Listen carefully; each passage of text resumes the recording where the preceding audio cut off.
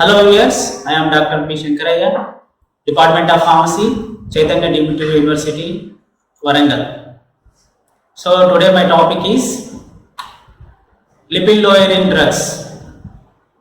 I think lipid lowering drugs are the agents are going to inhibit or control the excessive elevated lipid contents in the body. So definition of the lipid lowering drugs. So lipid lowering drugs, they are going to control the lipid content in our body. So they are also called as a hypolipidemic agents. They are going to lowering the cholesterol levels, and the anti-hyperlipidemic agents are used in the treatment of high level of the lipids such as cholesterol in the blood. Hyperlipidemia, they are called as a lipid lowering drugs. So hyperlipidemia is nothing but hyperlipoproteinemia. So in this there is a hyperlipoproteinemia means abnormally increasing of the fatty streaks that is going to produce a risk factors of atherosclerosis. Atherosclerosis is nothing but a deposition of the fatty flakes in the walls of the blood vessels, and hyperlipidemia denotes increase the level of the triglycerides and cholesterol, considered as a risk factor for cardiovascular diseases. So for hyperlipidemia there is a also called as a hyperlipoproteinemia. So hyperlipoproteinemia is nothing but a elevation of the lipoproteins in our body. Lipoproteins are 4 types of lipoproteins are there. So hyperlipidemia or hyperlipoproteinemia is nothing but there is a elevation of the lipoprotein levels in the blood. So different types of lipoproteins, they are increased in the plasma of the blood. So there are 5 types of lipoproteins are there. First one is chylomicrons and VLDL, very low density lipoproteins, and intermediate density lipoproteins, low density lipoproteins, high density lipoproteins. These 5 lipoproteins are continuously circulate in our body. If there is an elevation of the some of the lipoproteins, they cause it to damaging of the endothelium layer of the blood vessels.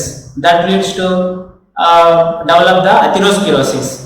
The important lipoproteins are HDL, so that is cardioprotective or blood vessel protective lipoprotein. It is also called as a good cholesterol. So LDL, VLDL, IDL, so they are act as a bad cholesterols.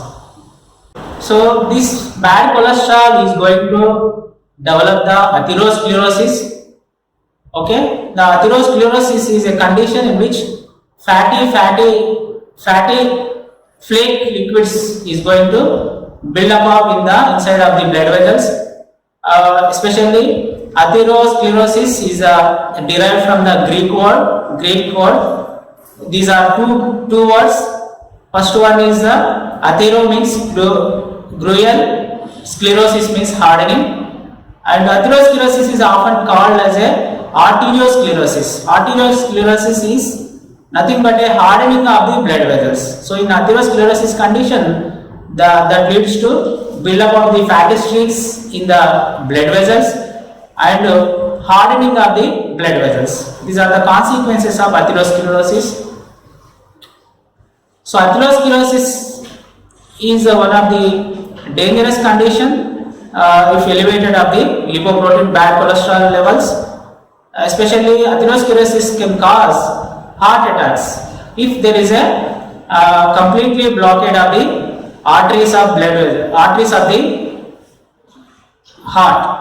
Especially, so they are going to obstruct the flow of the blood in coronary blood arteries.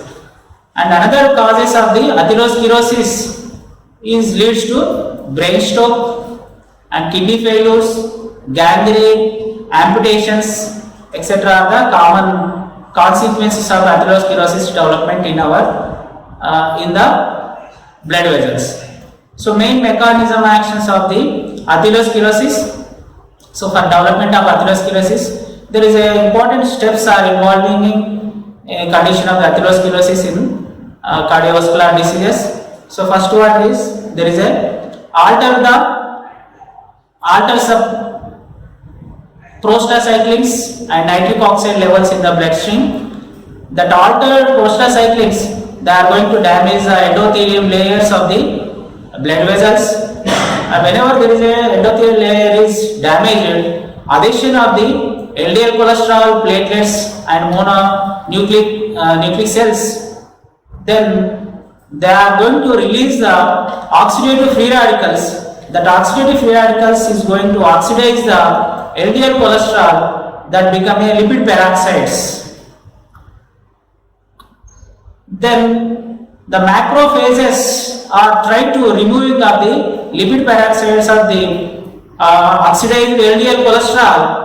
That the macrophages is going to engulf or swallowing of the oxidative LDL cholesterol. They are converted, they are become a foam cells. These foam cells are continuously migrated into the subendothelium layer. So that subendothelium reached foam cells, they are continuously accumulated under the subendothelium. They are leads to formed as a atheromatous flake. So this atheromatous flake continuously accumulated, then it become a solid material under the subendothelial layer of the blood vessels, and that leads to narrowing of the blood vessels, and there is obstruction of the flow of the blood in the blood vessels. So that is the atheromatous flake. And if ruptures the atheromatous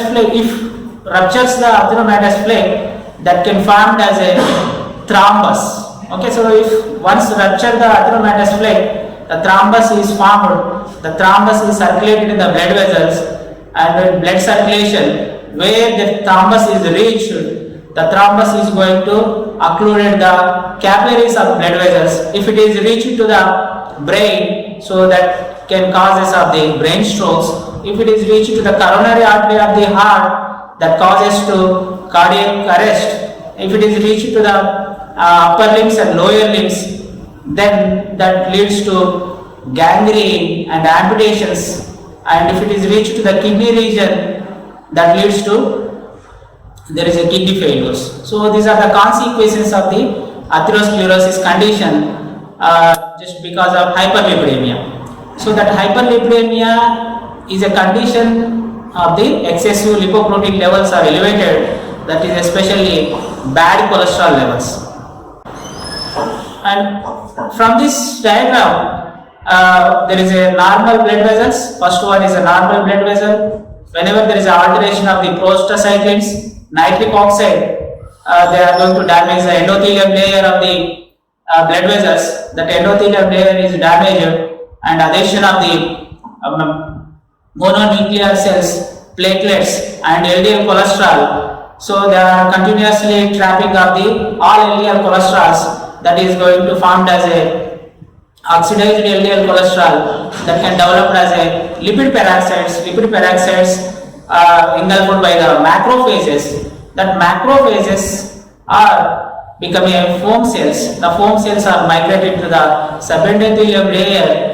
In the subendothelium layer entered foam cells, they are continuously pressing up the blood vessels. The blood vessels become a narrowing, and blood vessels are blocked, occluding of the blood vessels, and finally there is a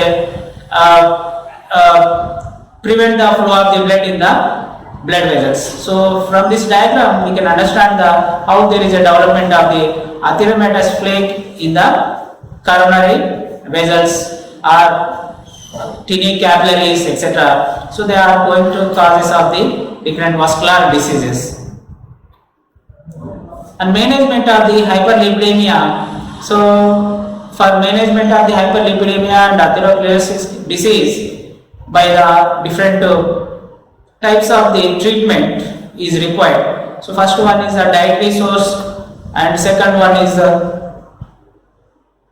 there is a exercise, and third one is the drug therapy. So I'm going to discussing about the coming to the dietary source. So we should avoid the saturated fatty acids, that is animal fat, and we should take the unsaturated fatty acids, that is plant source of the fats is protective fats.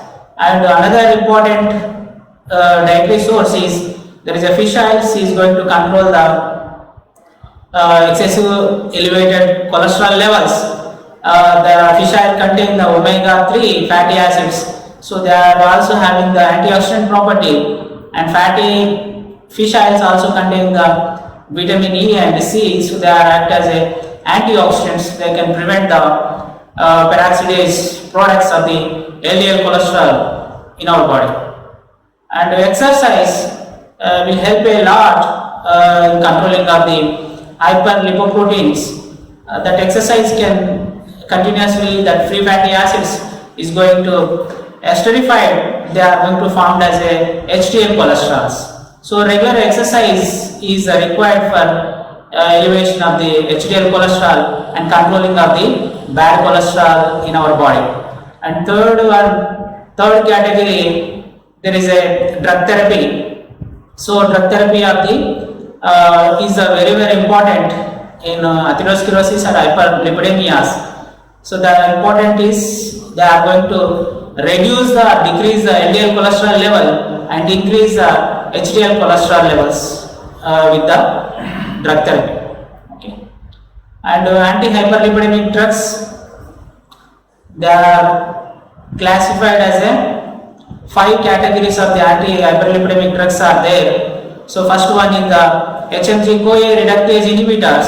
So they are simvastatin, atorvastatin, fluvastatin, lovastatin, pravastatin, rosuvastatin, etc. are there. They are HMG-CoA reductase inhibitors. And second category is bile acid sequestrants, cholesterol, cholestyramine, cholesavalum belongs to the bile acid sequestering agents. And the third category, fibrates, so clofibrate, fenofibrate, gemfibrozil, they are the third category of the anti-hyperlipidemic agents. And fourth category is nicotinic acid derivatives. Niacin is the fourth category of the lipid lowering agents. And fifth category, cholesterol absorption inhibitors, that is ezetimibe. So ezetimibe is the new drug, they are going to inhibit the absorption of the cholesterol. So first category of the lipid lowering agents, HMG-CoA reductase inhibitors. So first they are simvastatin, atorvastatin, lovastatin, pravastatin, etc. are there. So their main mechanism action of the these HMG-CoA reductase inhibitors, they are also called as statins. So they are structural analogs of the HMG-CoA reductase inhibitors. So they are going to inhibit the primary synthesis of the cholesterol in the liver. Okay. So and another property of the statins, they are going to increase the synthesis of the LDL receptor expressions in the liver. So they are going to enhance the uptake of the LDL cholesterol in the liver. Next to another mechanism action, decrease the triglyceride levels and increase HDL levels in the body. And another property of the HMG-CoA reductase inhibitors, they are cardioprotective property by vasodilation and decreasing atherosclerosis flake formations in the body. So these are the important mechanism actions of the statins. And next, pharmacokinetics of the statins, the 30 to 90% of the drug is oral absorbed drugs. So most of the statins are administered by oral route. They are absorbed up to the 90%. So these statins are administered better. The time of administration is in the time of the evening hours. They are going to control the synthesis of the cholesterol in our body. In the midnight, it is around 2 a.m. Okay, and maximum effect is reached within 1 month. If you use the statins continuously for 1 month, so it can show maximum effect within 1 month, controlling of the hyperlipidemia. And so these agents are also extensively metabolized by the cytochrome CYP3A4 and CYP2C9 metabolic enzymes. And therapeutic uses of the statins are, all statins are effective all types of the hyperlipidemia. So they are usually given in combination with other drugs also for controlling of the hyperlipidemias. Main adverse effects with statins. So there are common adverse effects with statins are, there is a increasing of the hepatic enzymes. So the statin should not give patient those who are suffering with hepatic dysfunctions. And other common side effect with statins are myopathy and muscle damages, and inhibit the production of CoQ10 antioxidant levels in the muscles, that is going to causes of the muscle pain and myopathy. And other side effects are cataracts and GI upsets, etc. are the other side effects of the statins. Statins are contraindicated in the conditions of the patients or persons. So those who are pregnant women or nursing mothers should not take the statins as an anti-hyperlipidemic agents, and should not give the children also. And next category of the, coming to the next category of the anti-hyperlipidemic agents or lipid lowering agents, they are bile acid sequestrants. Bile acid sequestrants, also called as a resins. Bile acid sequestrants, they are going to complex with the bile acids and inhibit the absorption of the bile acid and control the elevation of the lipid content level in the blood with bile acid sequestrants. So example of the bile acid sequestrants, they are cholestyramine and cholesterol. These are the, and cholesavalum. These are the example for bile acid sequestrants. So main mechanism action of the bile acid sequestrants, so they are anion exchange resins. They are going to complex with the bile acids in the intestine, formed as an insoluble complex, that they can prevent the reabsorption of the bile acids in the intestine. So that is the main mechanism action. Another mechanism, so they are going to convert the cholesterol into bile acids in the liver, and they can prevent the reabsorption of the bile acids in intestine and excreted in the stools. So this is the main mechanism action. And they also reduce the cholesterol, LDL cholesterol level in the plasma, and increase the LDL cholesterol receptor expressions in the liver. And these are the main mechanism action. Pharmacokinetics of the bile acid sequestrants, so all are administered by oral route only, but they are not absorbed in the intestine. They are totally excreted in feces. So from this diagram, there is a, so commonly there is a bile acids are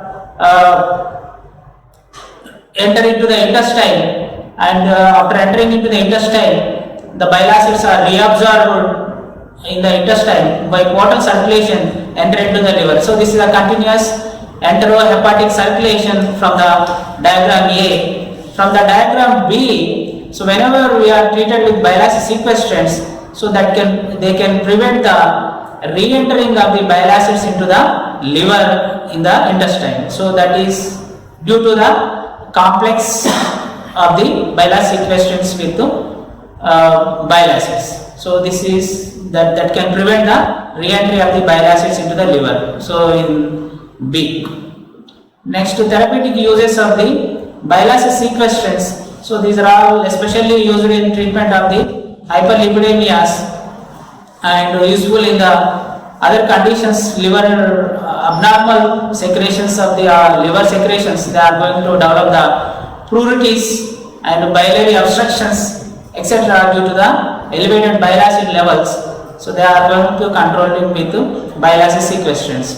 So main effectiveness of the bile acids, so they are going to reduce the LDL cholesterol level up to 30% and increase the HDL level up to 5%. And one of the disadvantages with bile acid sequestrants, increase the triglyceride levels because they are not affecting on the triglycerides. And main drug interactions with bile acid sequestrants, So they are going to interact with the fatty fatty soluble vitamins, that is A, D, E, K. Vitamins are complex with the bile acid sequestrants, and also decrease the absorption of the other drugs like tetracyclines, thiazide diuretics, phenobarbital, pravastatin, digoxin, etc. drugs are going to interact with bile acid sequestrants. Next, main side effects of the bile acid sequestrants, there is a stomach upset, constipation accompanied by the heartburn, nausea, bloatings, etc. are the common side effect with bile acid sequestrants. So avoid in the following conditions of bile acid sequestrants. If there is a more than 400 grams per deciliter of the triglyceride, should not give the bile acid sequestrants. And if there is a use cautiously with bile acid sequestrants, if there is there is an elevation of the triglycerides more than 200 mg per deciliter, should use cautiously with bile acid sequestrants. If we want to give the bile acid sequestrants along with the statins, so statins should be administered before 2 hours or after 5 hours of the bile acid sequestrant, should give the statins as controlling of the hyperlipidemic conditions. And cholestyramine is the more potent than the cholestyramine and cholesterol as a bile acid sequestrants. And third category of the lipid lowering drugs are fibrates. Fibrates, also called as a activation of the lipoprotein lipase enzyme. Okay, lipoprotein lipase enzyme is one of the important enzyme. It is going to hydrolyze the fatty streaks or bad cholesterols in the body. So here lipoprotein lipase activators of the fibrates. So they are phenofibrate, genfibrozil, and clofibrate. A mechanism action of the fibrates, their main mechanism action, they are going to hydrolyze this VLDL and LDL and even the chylomicrons in the body, and they are going to decrease the triglyceride levels also reduced by the fibrates. So mainly they are going to increase the HDL levels with the fibrates. So this is the mechanism action of the fibrates. So pharmacokinetics, so they are completely absorbed from the GIT or oral administration. So but most of the fibrates are highly protein binding in nature. So that's why they are going to produce long duration of action. So most of the fibrates, they are going to hydrolysis in this diagram. So fibrates are hydrolysis the triglycerides LDL and VLDL. So they are converted into free fatty acids.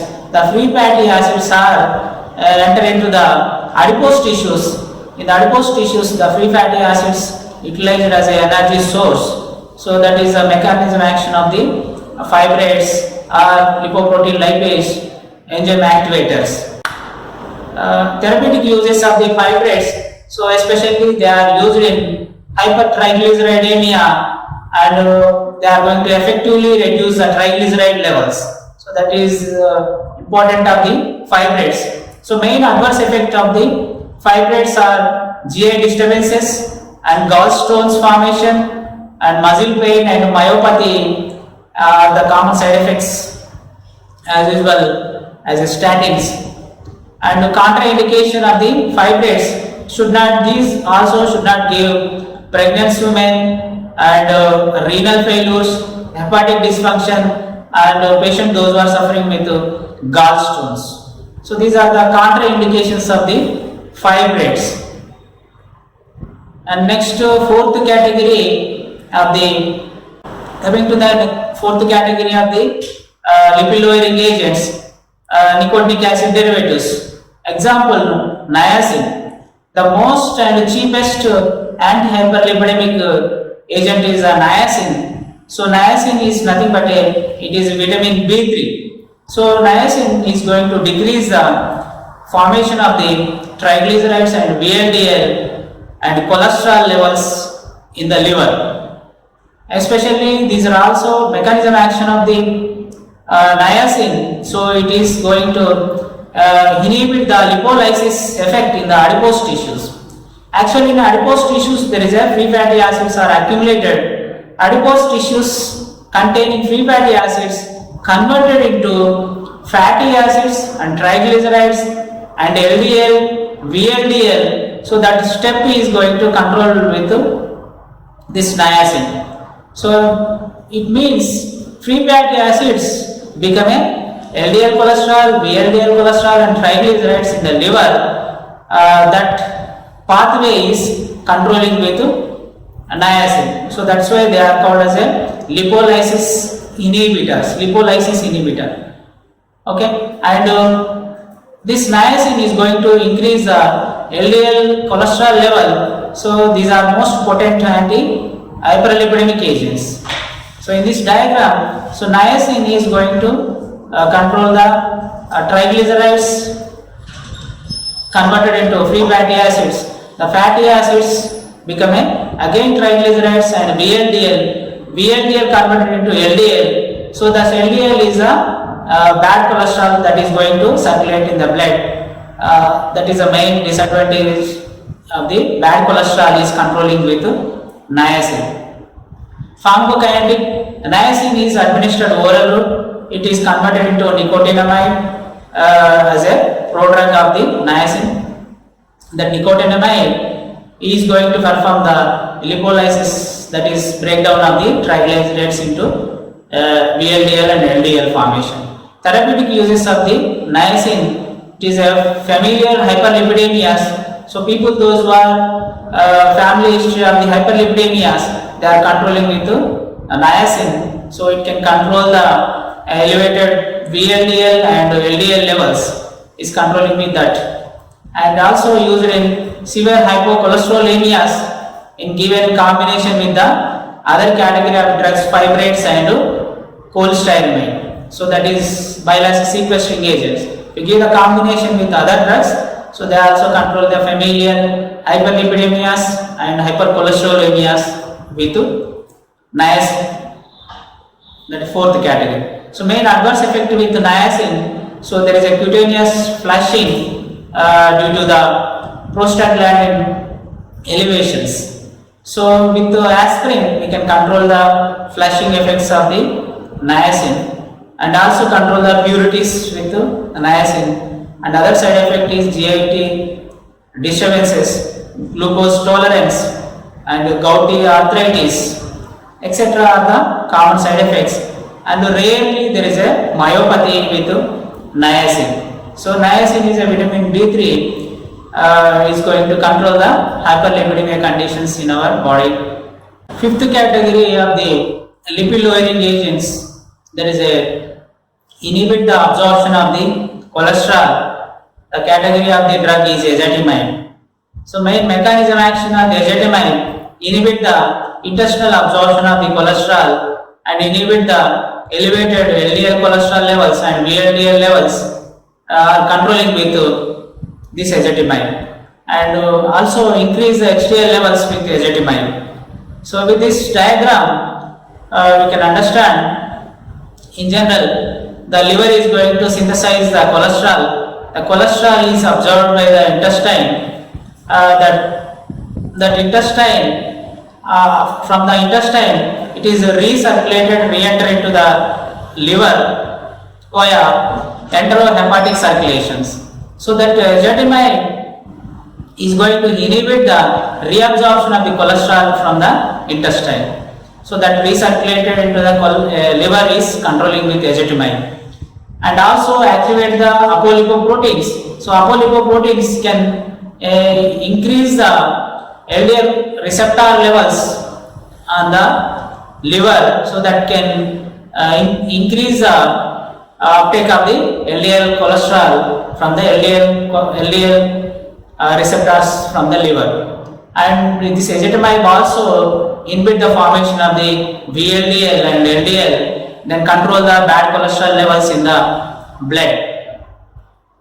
So uses of the ezetimibe, so it is used in hypercholesterolemia together with the statins and diet regulations are the preferable in controlling of the hyperlipidemias. So next, so main adverse effects with ezetimibe: diarrhea and abdominal pain. And contraindications with ezetimibe. So patients, those who are suffering with liver dysfunctions, should not give the ezetimibe. So because it is going to affecting on the liver functions. And combination of the drug therapy. So all the lipid lowering agents are not given in combination. So whenever we need, whenever we require, so we should give the combination of the lipid lowering drugs. So initially, if there is no improvement, if you treat the single therapy for 6 weeks, then we can prefer for the combination therapy. And if there is no improvement for 3 months of the treatment, and then we can consider for the combination therapy. So in these two conditions, we should give the combination therapy. First one is bile acid resins. If you give along with the statins, we should cautiously given to the patients. So because they are going to produce the myopathy or muscle pains. Okay, and next combination, ezetimibe and statins. So if you give the combination of the ezetimibe and statins, so they are going to produce a synergistic effect. So they are improves or increase their strength and easily control the hyperlipidemia levels as a synergistic effect of the statins with ezetimibe. That is the advantage of the combination ezetimibe and statins. Statins should not give combination of other drugs. The preferable combination is ezetimibe. And fibrates and statins are contraindicated. Okay, fibrates and statins should not give lipid lowering agents. They are contraindicated in myopathy. The muscle pains are increasing if you give the combination of the statins with fibrates. Nicotinic acid and the statins must be cautiously used if patient is suffering with muscle pain. Okay, so these are the combination therapies. So the preferable combination therapy is statins and ezetimibe. And first we should give the single therapy for 6 weeks. If there is no controlling of the hyperlipidemias, and increase the dose and treatment for the 3 months, then there is no controlling of the hyperlipidemia, then go for the combination therapy. That's for now. We will talk more in the upcoming videos. Thank you.